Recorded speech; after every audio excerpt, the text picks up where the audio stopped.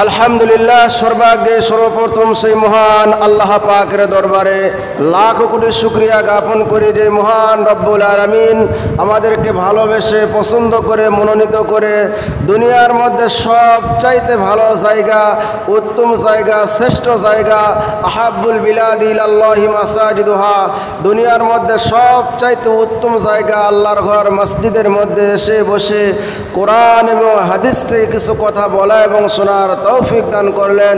সেই মাবুদের দরবারে একবার কালিমাতুশ শুকরিয়া আদায় করি। সকলে জবান সেরে পড়ে নেই আলহামদুলিল্লাহ।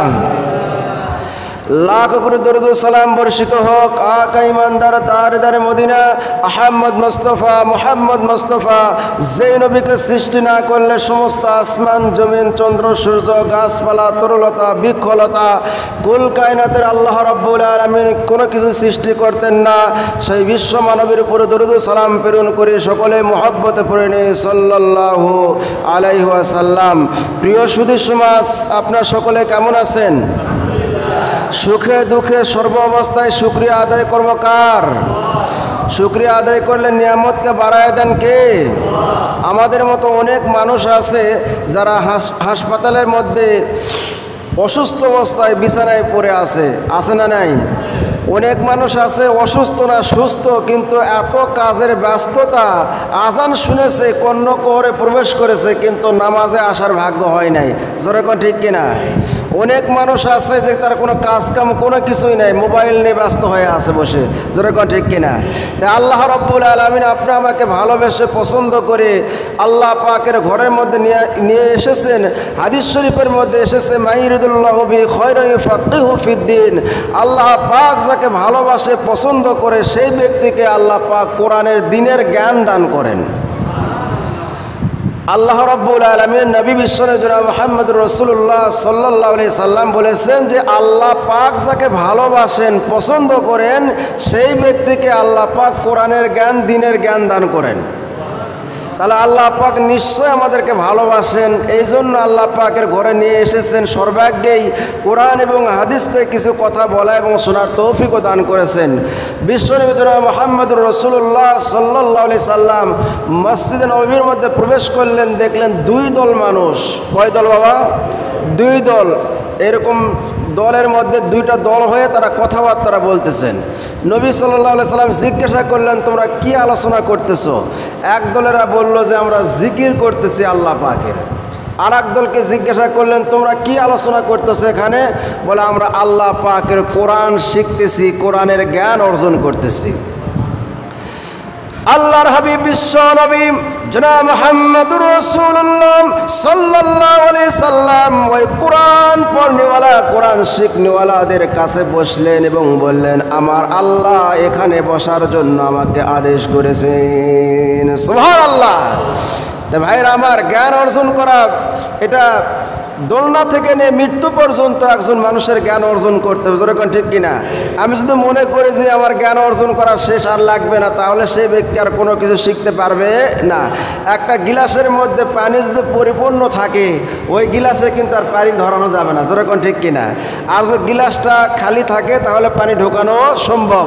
যদি মনে করা হয় যে আমার শিক্ষা দরকার আছে, আমার লাগবে, আমার প্রয়োজন, আমার জ্ঞানের স্বল্পতা আছে, আল্লাহ পাক তার ভিতরে জ্ঞান দিবে। যেরকম ঠিক কিনা? দেখবেন আকাশ থেকে বৃষ্টির পানি তার নিজ গতিতেই নাজিল হয় পরে, কিন্তু সব জায়গায় কিন্তু পানি একরকম থাকে না। দেখবেন যেখানে নিচু আছে, ঢালু আছে, ডোবা আছে, ওই উঁচু জায়গার থেকে পানিগুলো গড়ে সব নিচু জায়গায় চলে যায়। যেরকম ঠিক কিনা?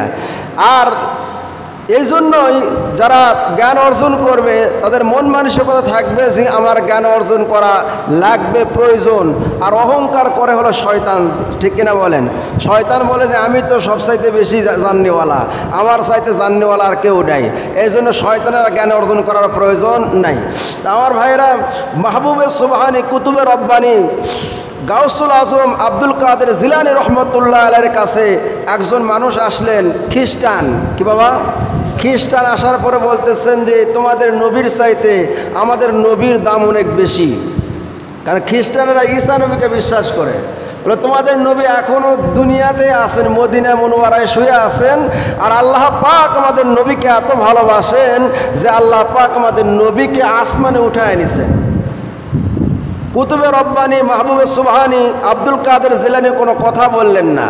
দ্বিতীয় স্টেপে ব্যক্তি বললেন যে দেখো, তোমাদের নবী মুহাম্মদুর রাসূলুল্লাহ সাল্লাল্লাহু আলাইহি সাল্লামের জীবন দশায় অনেক মুআজিজা দেখাইছেন, কিন্তু মরা মানুষকে জিন্দা করার মুআজিজা দেখান নাই। কিন্তু আমাদের নবী ঈসা রুহুল্লাহ কবরের পাশে গিয়ে যদি বলতেন কুম বিইজনিল্লাহ, আল্লাহর হুকুমে তুমি দাঁড়াও, সঙ্গে সঙ্গে মৃত্যু ব্যক্তি দাঁড়ায় যাইতো। তাহলে আমাদের নবীর দাম বেশি। তর্ক বিতর্ক চলতেছে। এবার আব্দুল কাদের জিলানী রহমতুল্লাহ মাথা উঠাইলেন। মাহবুবে সুবহানি কুতুবে রব্বানি আব্দুল কাদের জিলানী রহমতুল্লাহ আলাইহি বললেন, আল্লাহর বান্দা, তোমাদের নবী ঈসা রুহুল্লাহ মৃত্যু ব্যক্তিকে কবর থেকে জিন্দা করেছেন, আর আমাদের নবী বললে যে আমাদের নবীর দাম কম, কদর কম। তোমাদের নবী যেহেতু মৃত্যু ব্যক্তিকে জিন্দা করেছে, আমাদের নবীর প্রয়োজন নাই, যেহেতু এখন আমাদের নবী নাই।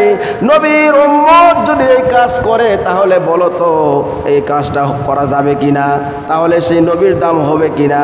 সেই সময় খ্রিস্টান পাদ্রী বললেন, নবী যেই কাজ করেছে সেই কাজ যদি নবীর উম্মত করে তাহলে তো এই উম্মতই দামি হয়ে যাবে। জোরে বলেন সুবহানাল্লাহ। আব্দুল কাদের জিলানী রহমাতুল্লাহ আলাইহি একটা কবরের পাশে গিয়ে বললেন কুম বিইজনিল্লাহ, আল্লাহর হুকুমে আল্লাহর বান্দা কবর থেকে ওঠো। বলার সঙ্গে সঙ্গে কবর ফেটে গিয়ে মরা ব্যক্তি কবর থেকে জিন্দা হয়ে দাঁড়ায় যায়। জোরে জোরে কন্যা আল্লাহু আকবার। ওই ব্যক্তির সমস্ত শরীর থেকে আগুন পড়তেছে, আগুনে ঝলসে যাইতেছে সমস্ত শরীর। মানুষটা কাঁদতেছে আর সমস্ত শরীর থেকে আগুন ঝরঝর করে পড়তেছে, আগুনে তাকে জ্বালানো হইতেছে। এবার আব্দুল কাদের জিলানী রহমাতুল্লাহ আলাইহি জিজ্ঞাসা করলেন, আল্লাহর বান্দা, তুমি কি পাপ করেছো, কি অন্যায় করেছো, কি দোষ করেছো যার কারণে তোমার শরীরে এরকম আগুন জ্বালাইয়া দেওয়া হয়েছে, সমস্ত শরীর আগুনে ঝলসে যাইতেছে, কি অন্যায় করেছো? এবার মৃত্যু ব্যক্তিটা বলতেছে, মাহবুবে সুবহানি কুতুবে রব্বানি শুনে রাখেন, আমার জীবনের সব চাইতে বড় একটি পাপ আছে। বলে কি পাপ? বলে পাপটা হলো আমি চুরি করতাম, কিন্তু কোনো জীবিত মানুষের বাড়িতে গিয়ে চুরি করতাম না, কারণ জীবিত মানুষের বাড়িতে গিয়ে চুরি করলে ধরা খাওয়ার ভয় আছে, গণপিটুনি খাওয়ার ভয় আছে। এই জন্য আমি চুরি করতাম, মৃত্যু কাফনের কাপড় চুরি করতাম। মানুষকে মাটি দেওয়ার পরে যে মৃত্যু মানুষকে কবরের মধ্যে রেখে চলে আসে, আমি কবর খুঁড়ে রাত্রিবেলা ওই মৃত্যু ব্যক্তির কাফনের কাপড় চুরি করে বাজারে বিক্রি করতাম। এটা আমার নেশা ছিল, এটা আমার পেশা ছিল। এই কারণে আল্লাহ রাব্বুল আলামিন কবরের মধ্যে আমার গায়ের মধ্যে আগুন লাগাই দিয়েছে। এবার মাহবুবে সুবহানি কুতুবে রব্বানি বলতেছেন, আল্লাহর বান্দা, এত বড় অন্যায় করেছো, এত বড় পাপ করেছো। হে আল্লাহর বান্দা, তোমার জীবনে কয়টা মানুষের কবর থেকে কাফনের কাপড় চুরি করেছো?